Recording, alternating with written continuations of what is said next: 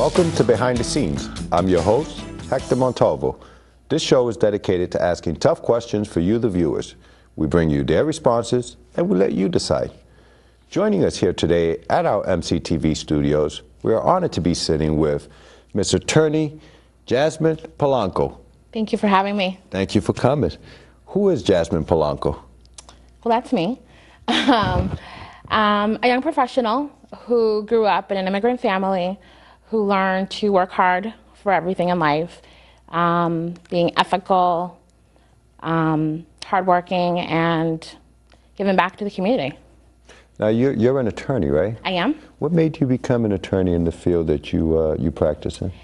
Believe it or not, my family. I grew up in Lawrence, and during a time where Lawrence was looked at as the black sheep, if you will, of Massachusetts, with the education, the arson fires during that period. And I always asked my family, why is it like this? Why do we let ourselves be depicted in such a way? And so I had the good fortune of having a great support system. I went through, great schools, and then I just kept asking why. And that question led me to law school. And here I am, giving back to the community that helped me so much growing up. What are some of the things that you offer to the people of your community from Methuen? I do a lot of real estate work, immigration and estate planning, and particularly to the Latin community. Being that Spanish is my first language, I'm able to communicate legal terms in a way that they can understand. So they don't come to the closing table feeling intimidated, having 2 inches of paper staring at them. They're like, well, what's going on? So I help them understand that, translate documents. I represent buyers, sellers, help with home preservation, as well as commercial ventures and hardworking people trying to bring family members for a better, way of life here in America. Now, you mentioned that you work with a lot of people as far as closing. Are you talking about when they're buying houses and so on? Yeah, buying and refinancing, primarily on the buying end of things, especially with purchase and sales agreements when people are just signing away without knowing what they're signing to. Sometimes they don't know that they forfeit their deposit if they just decide, well, this is in the house for me.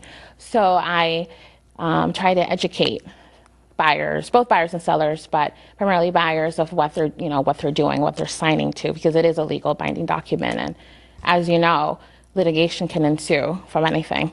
What are some of the things that people should look out for in these contracts, agreements?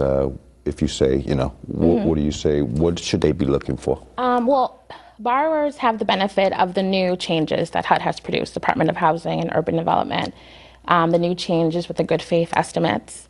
So they should make sure that what their lenders have quoted them is what they see when they close. So part of my job when I prepare closing documents for my clients, I compare what the lender quoted them versus what I actually see the final black, what the ink is. So a lot of people don't understand that if a lender variates more than 10% of prices that they've quoted, the lender owes them that difference. So instead of having them petition that refund to their lenders directly, what I do, I take care of it right at the table. Because as you know, when you close, you're happy, you're remodeling a home, you tend to forget. So I try to make sure that that is taken care of for them. So you deal with foreclosures as well? As well. And what are some of the aspects of how people can protect themselves as far as foreclosing on their houses through documents? When borrowers find themselves that they can't pay their mortgages, they always should try and reach out and let the lender know what's going on, especially nowadays with all the provisions that have been enacted and people are not taking advantage of. Primarily, the governor recently enacted a borrower's right to cure, and that was extended to 150 days. And that's without you having to pay back your whole mortgage. As you know, when you have an auction, you have the right to pay off that whole loan and not having your home taken away from you. But I don't know about you, Hector, but I don't have $200,000 just laying around to pay that back. So what this 150-day right to cure, what it does, it allows borrowers to get back in the position that they once were before they were before they defaulted or start paying that loan. So I try to get them to actually call their lenders, work with them. If you get to a point where foreclosure isn't imminent, we talk about deeds in lieu of foreclosure. We talk about production of notes as well. We've seen what's happening with Bank of America. Their inability to produce these notes, and when you sign all those documents need to be preserved by lenders. And when they sell your mortgage from bank to bank to bank, those notes get lost, and that's original proof that your debt is a valid debt. So, borrowers should also ask their lenders, well, where is this note? Because without that in your file, we can't move forward with that foreclosure. So if they don't find the notes after they sell them from bank to bank, what happens to the foreclosures if they try to foreclose your house? You, the borrower, you have to, claim that right. Got to go to land court, got to go see an attorney. You can do it yourself. I always say tell people this is your home, this is your investment. Definitely seek legal advice and to stop that foreclosure and file a motion, saying, well, this debt isn't, perhaps it isn't valid because where is that document? And there's still case law out there. The Commonwealth hasn't taken an official stance on it yet, but it's definitely something worth you claiming, worth you raising your rights in land court for. What are some of the issues that you see affecting more people on a daily basis as an attorney in regards to real estate and foreclosures? It saddens me that people just sign things away blindly without knowing what's going on and not having someone explain to them really what's going on. When I see in the past people signing away these notes they were promised, oh yeah, you're going to have a fixed note, and then you get to the table and it's an interest-only note, that varies and it'll adjust. And, we're lucky that lately the interest rates are pretty low. However, that's, it's an uncertainty that as a homeowner, I don't want to face. Who knows what the market's going to be in 2 years, and you're not going to be able to pay your mortgage, and that's what got us into the trouble in the first place. So I think a lot of that is I see, as well as short sales, when these short sales get approved, but there's conditions to the short sales, and sellers have no idea. So they sign a power of attorney with an attorney or someone that helped them with a short sale, and they think that they're done. They walk away. Next thing you know, they have a note that they had no idea that they were going to have, or it's conditioned upon if, the property gets resold to somebody else, then it's no longer valid. So they have to really, really read these approvals carefully. It's great, short sales help you in the long run, and in terms of it's better to have a short sale on your credit report than a foreclosure. You can rebuy in the future faster than you can with a foreclosure on your credit report. But you definitely have to review it, and with someone that understands the ramifications and someone that can explain it to you. Now, people that are buying houses and people that are selling houses usually have realtors with them. Excuse me. The buyers would have a realtor that is a buyer's realtor, and the seller would have a seller realtor. Should an individual be required to have an attorney as well to look out for the best interest? Because some say that the buyer's realtor looks out for the buyer's interest and the seller's realtor will look out. Is that necessarily true or no? I think so, because I work with realtors on a day-to-day basis, very good friends of mine, but the bottom line is they're not licensed as an attorney, so their interest only can go so much. So it would be, their interest would be mainly to either sell the house or get the house for those particular, correct. But the main expertise that people should be looking as far as paperwork should be towards an attorney. Exactly. I mean, realtors present offers all the time and help with, purchase and sales agreement and the like, and they're very knowledgeable. They know the ins and outs, they know what's happening, and they know what to do with smoke detectors and helping their clients. And we all know about deposits and what happens when you don't have the commitment letter, contingencies in terms of inspections and the like. Of course they know that. But in order to bring it home and to protect clients, I wholeheartedly tell people you definitely need to seek legal advice. And even before you sign an offer or a purchase and sales agreement, it tells you right in black bold letters, most forms say this is a legally binding document, and you acknowledge that you went and sought an attorney to do so. And when you haven't done that, you put yourself at peril, because what did you just sign? And then when you're about to close on something, or when something comes up, and who's gonna back you up? Who's gonna, yeah, the realtor can help you, of course they can. But, if something doesn't get resolved between the parties, So how can a person get away from a contract? Let's say that they were buying a house and it didn't pass inspection. Are they entitled to get their deposits back without violating the agreement? Is there languages? Yep. Provided that the contract has contingencies, and one of the most popular ones is an inspection contingency.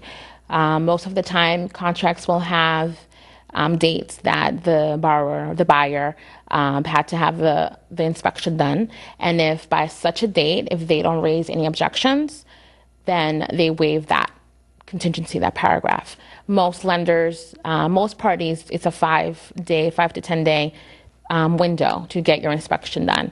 With bank-owned properties, it's a little bit different. Those, purchase and sales are this big, and sometimes you can't even change them. So sometimes they do allow you to have the inspections done, but they do not warrant anything. They don't want to hear about mold. They don't want to hear about lead. They don't want to hear about termites. They don't want to hear about anything. They want their bottom line, and that's it. So do you recommend people to do their homework before they actually start signing papers for foreclosures and so on? Absolutely. There are some good deals out there. Don't get me wrong. Of course there are. And if you get a good deal, part of that expectation is to fix up that property and get it to your standards. But you don't want to buy a disaster either.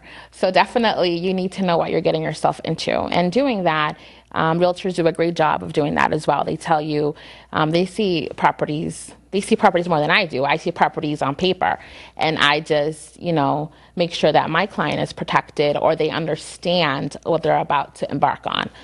Like I said, these properties, sometimes there's no room. You can't even change a person's name on there sometimes, So you just need to, I try to make them understand, this is it. We're going to go in this, that's in this route.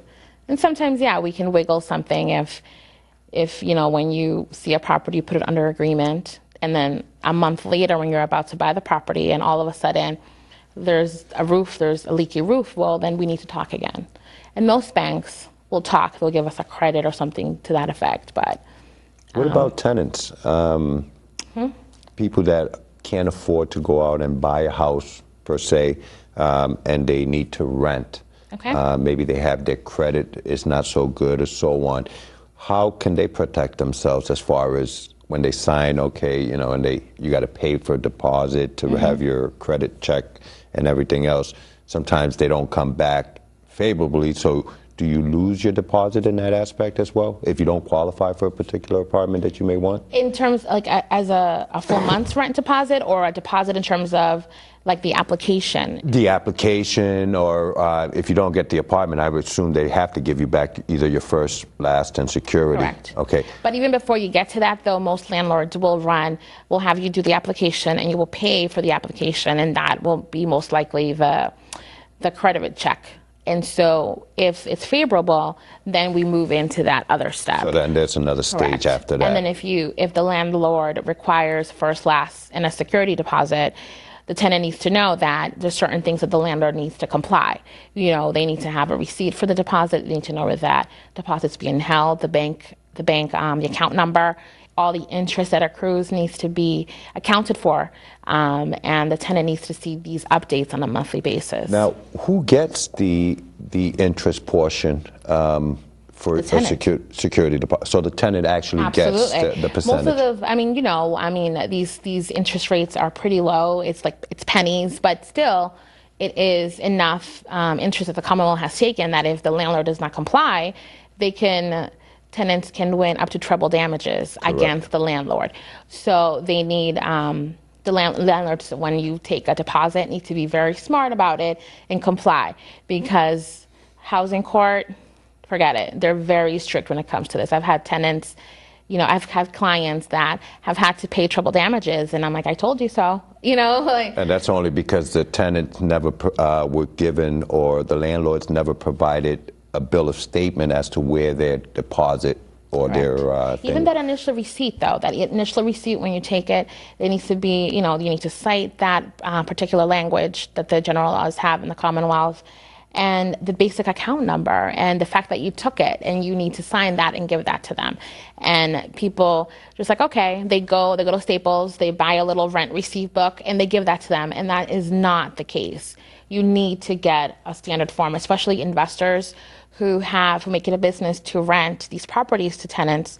They need to know this is what they need to do, and without that, you're putting yourself at risk, and it's really not worth it. So you should be asking your landlords when you're giving these deposits. Now, I know back in the old times, they were giving, you were only allowed to come up with the first month and security. Mm-hmm. Now you see more landlords asking for first month, last month, and security. Yeah. Is there a reason behind that? I mean, some can argue that the security deposit, people were using it for the last month, but when they leave, they tear up the places. Is that part of the reason why? Yeah, I mean, the main reason why people take deposits is to make sure that the property isn't trashed. So from those funds, the landlord is protected and is able to fix up the apartment, if you will. If there's crayon marks, windows are broken, etc., then they can use a deposit, and any difference is returned to the tenant, if any. And you need to give them an accounting as well.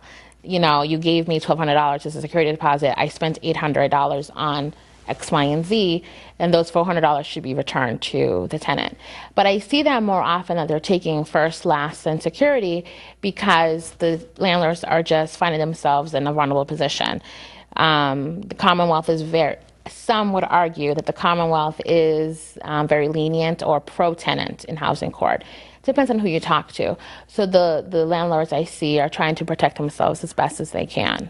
And they should, especially with their property and their investments. Absolutely, absolutely.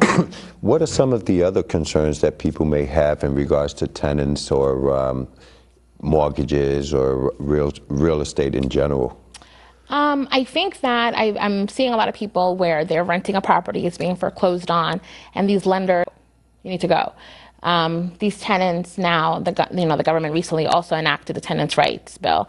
So the only way that these banks that have foreclosed on the property, that they can kick them out is for just cause, whether that's a breach in paying rents, or they breached a covenant that, a lease that they put up or something like that they breach. Is the only way that they can really evict a tenant. So now these banks have to post where rents go, who is managing the property. They need to give them notice. They have to put something underneath the door. They have to post something in a main area in the building.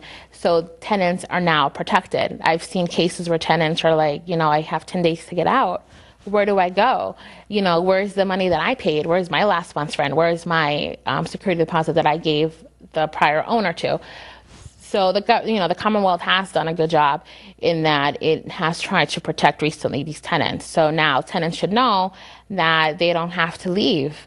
They can sign a lease with the bank, and they can pay rent and stay there, unless they want to leave. And I don't know if you've heard of cash for keys, lenders giving tenants money to leave their property to have it clean and evicted and winterized and on the market again.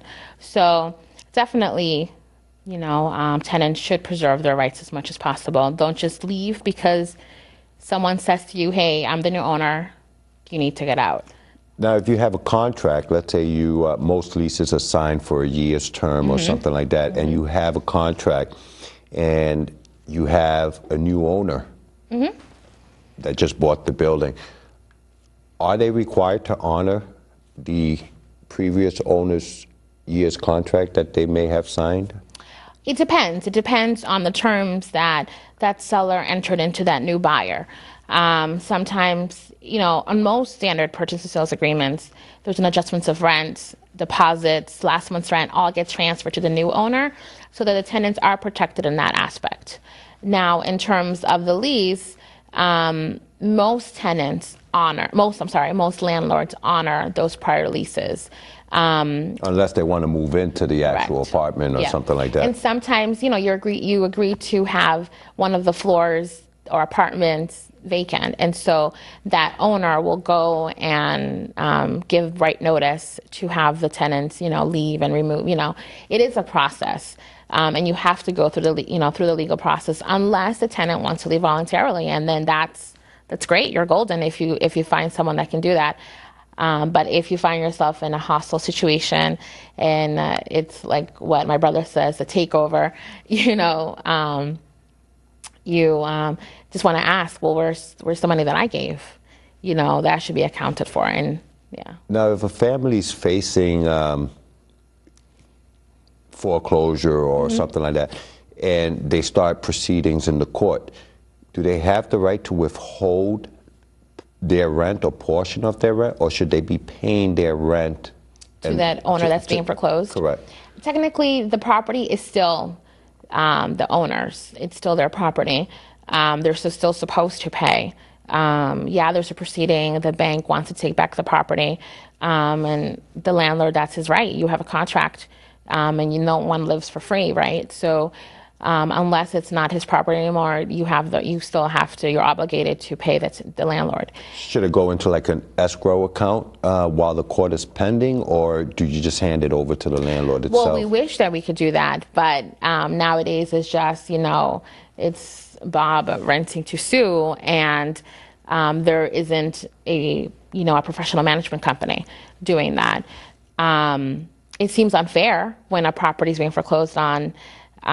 But the bank, technically, who's foreclosing on the property, has the right to step into the landlord's shoes and collect rents.